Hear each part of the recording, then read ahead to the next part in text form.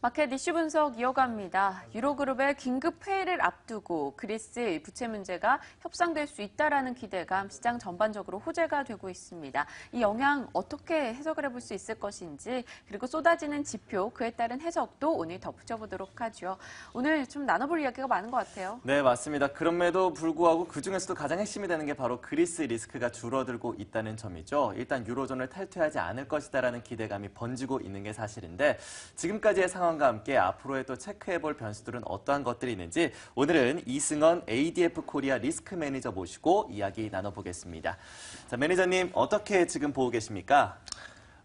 아까 말씀하셨듯이 지금 현재 상황으로 보면은 이제 그리스하고 유로 간의 이견 차이가 계속 이뤄져 가고 있는 상황이고요. 현재 남은 상태로 보면은 과연 그리스가 이 구제 금융에 대한 조건을 협상을 할 것인지에 대해서 관건 포인트로 잡고 있습니다. 하지만 그 이견 자체 또한 쉽게 타결되기가 좀 어려운 부분이 있습니다. 왜냐하면 그리스 상태로 현재 상황을 보게 되면은 현재 실업률이 무려 37%나 되어 있고요. 그리고 청년 실업 같은 경우에는 50% 이상의 실업률을 보여주고 있습니다. 현재 이 상태로 봤을 때 EU에서 제시하는 협안을 보게 되면은 결국에는 세수를 더 늘려서 쥐어짜내는 이런 모습을 보여줘야 하기 때문에 국민들의 불만이나 아니면 정권의 유지에 어려움도 있지 않을까.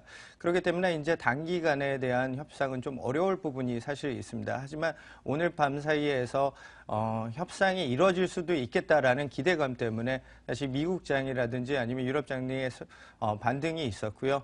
오늘 밤 사이에 나올 이제 유럽의 이제 상황들을 조금 자세히 지켜봐야 될 것 같습니다. 네, 알겠습니다. 일단은 기대감이 커질 수 있는 요소가 등장했다라는 게 시장은 호재거리가 되고 있는데요. 전반적인 경제 상황도 한번 살펴보도록 할게요. 글로벌 금융시장에서 국가별 위험 지표들을 짚어보면서 현재 상황을 좀 나눠보고 싶어요. 한번 살펴주신다면요. 네. 지금 현재로 왔을 때는 그리스 문제 그리고 유로존이 다시 불거지는 이런 문제를 통해서 각국의 이제 리스크들은 어떤지 한번 같이 보시도록 하겠습니다. 자, 먼저 CDS 가격, 미국 가격을 보시게 되면은 최근에 와서 이제 미국 가격은 그래도 CDS 가격이 안정적으로 좀 낮아지는 모습을 보여주고 있습니다. 어제 기준으로 이제 3.05% 하락하면서 16.51포인트로 마감하였고요. 자, 러시아 부분을 보시게 되면은 러시아 부분에서는 다소 이제 유럽의 영향을 받고 있는 모습을 보여주고 있습니다. CDS 가격이 큰 폭으로 증가를 하면서 현재는 600포인트 이상의 증가폭을 기록하였습니다. 자, CDS 중국 가격도 마찬가지로 유럽 영향을 받고 있는 모습을 보여주고 있고요. CDS 가격은 93포인트 정도를 보여주고 있습니다. 자, 독일 같은 경우에는 다소 그래도 안정적인 부분은 보여주고 있습니다. 현재 상황으로 봤을 때는 지지난달보다는 높은 수준이지만은 17포인트대를 유지하는 모습을 보여주고 있었고요.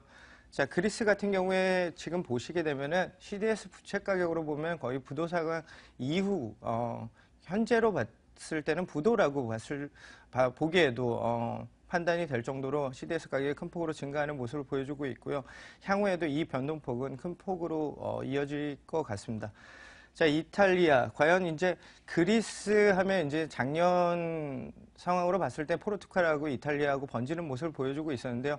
이번 상황이 이탈리아에서 어느 정도 영향을 보였는지를 보시게 되면은 CDS 가격은 그래도 큰 폭으로 늘어나고 있지는 않은 모습을 보여주고 있습니다. 현재 그리스 사태가 다른 국가들의 전이가 될지에 대해서 여부가 이제 관전 포인트인데요. 이탈리아 같은 경우에는 그래도 안정적인 추이를 조금 이어져가는 모습을 보여주고 있었습니다. 자, 한국 상황 보시겠습니다. 한국 상황은 유로존 상황에 되게 밀접하게 연관을 짓는 모습을 보여주고 있습니다. CDS 가격이 두 달 사이에 큰 폭으로 증가하는 모습을 보여주면서 현재 상태는 62.52포인트를 보여주고 있습니다. 네, 이렇게 해서 그리스 영향에 따른 각국의 영향들까지 모두 다 살펴봤는데 그리스 우려가 좀 커지고 있음에도 불구하고 미국에서는 금리 인상론이 계속해서 나오고 있습니다. 앞서서 제프리 레커 연은 총재도 6월에는 금리를 올려야 된다라는 발언을 간밤에 내놓기도 했었는데요.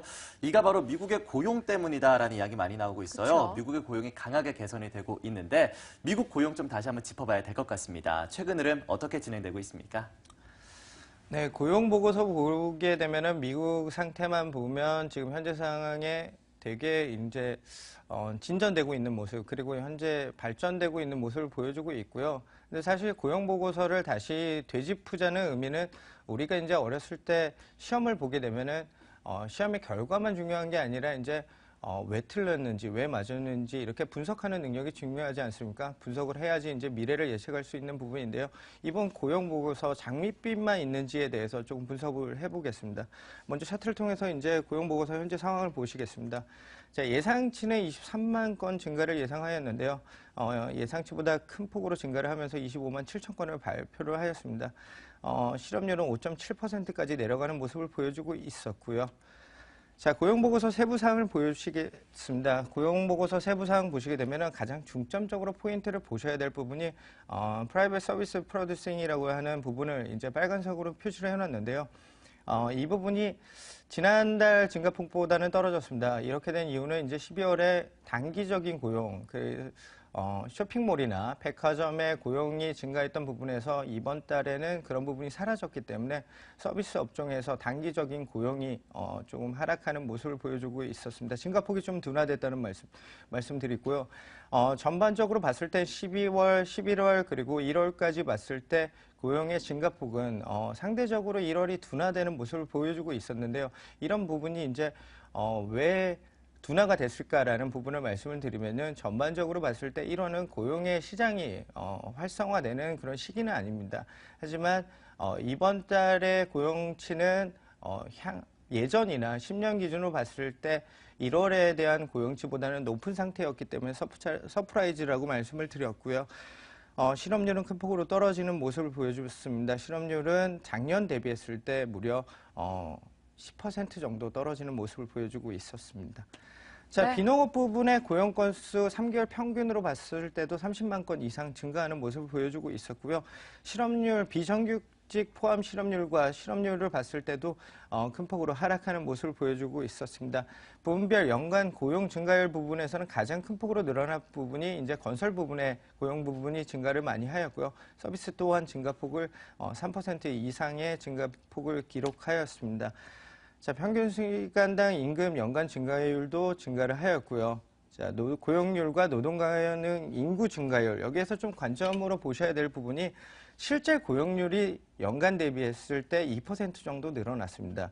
하지만 노동 가능 증가율보다 훨씬 더 늘어났다는 게 여기서 관점 포인트고요.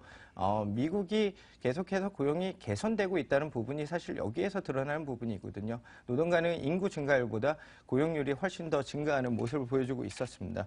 자, 구직 활동 기간도 줄어들었고요. 하지만 장밋빛 사이에 안 좋은 부분이라고 하는 부분이 사실 여기입니다. 노동시장 참여율이 여전히 낮습니다. 63% 정도의 수준을 기록하면서 아직까지도 노동시장 참여율이 조금 다소 낮은 편이기 때문에 이제 구직시장에서 과연 이 부분이 다시금 상승을 할 것인가에 대해서 관전 포인트로 보시면 되겠습니다. 자, 변동성 지수까지 말씀드리겠습니다. 변동성 지수 최근으로 봤을 때 변동성 지수 유로존의 위기 그리고 또 러시아 문제까지 해서 변동성 지수가 다시금 상승하는 모습을 보여주고 있고요. 7.29% 상승하면서 18.55포인트로 상승하였습니다. 일단 위험 지표로 해석이 되고 있는 CDS가 각국에서 많이 올라가고 있다는 점도 눈에 띄었고요. 변동성 지수, 빅스 지수도 상승하고 있다는 점 언급을 해주셨습니다. 자, 이제 그럼 남아있는 지표에서는 저희가 좀 관전 포인트로 어떤 것을 주의 깊게 봐야 되는 것인지 이야기 듣고 싶어요. 어떤 지표 살펴볼까요? 네, 오늘 당연히 보셔야 될 지표 중에 하나가 이제 미국에서 발표되고 있는 모기지 대출 지수 발표가 되겠고요. 현지 시간으로 7시, 오전 7시에 발표를 할 것이고요. 예상치는 지난주 대비했을 때 1.3% 증가할 것으로 예상되고 있습니다. 구매를 위한 대출 부분은 지난주 대비했을 때 2% 하락할 것으로 예상되고 있고요.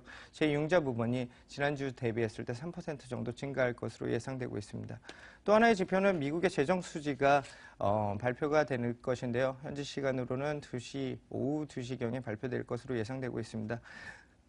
예상치는 185억 불의 적자를 기록할 것으로 보여주고 있습니다. 지난달에 19억 불의 흑자를 기록하였지만 이번 달에는 사실 이런 이유에는 1월이 미국에 이제 지출이 많은 부분이 있습니다. 헬스케어 부분이나 아니면 교육 재정 부분이 이제 지출이 큰 폭으로 늘어나기 때문에 예상치 자체는 낮은 부분은 아니기 때문에 185억 불 정도라고 수준은 나쁜 수준이 아닐 것 같습니다. 사실은 이번 달에는 이 적자 폭이 사실 예상치보다는 좀 더 좋은 상태로 나올 것으로 예상되고 있습니다. 또한 오늘 보셔야 될 관전 포인트 중에 하나가 이제 유로존에서 열리는 이제 정상회의고요.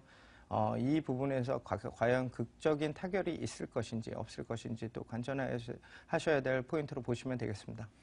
네, 미국에서의 경제 지표 중요하다라는 이야기 해주셨고 또 오늘 밤에 열리게 되겠죠. 유로존에 있을 정상회담에 대해서도 집중해보자라는 이야기 전해주셨습니다. 그리고 지금 현재 민스크에서는 또 우크라이나 사태 해결을 위한 회담도 진행되고 있으니까요. 이 부분들도 이어서 체크해드리도록 하겠습니다. 지금까지 이승원 리스크 매니저와 함께했습니다. 오늘 말씀 고맙습니다. 감사합니다.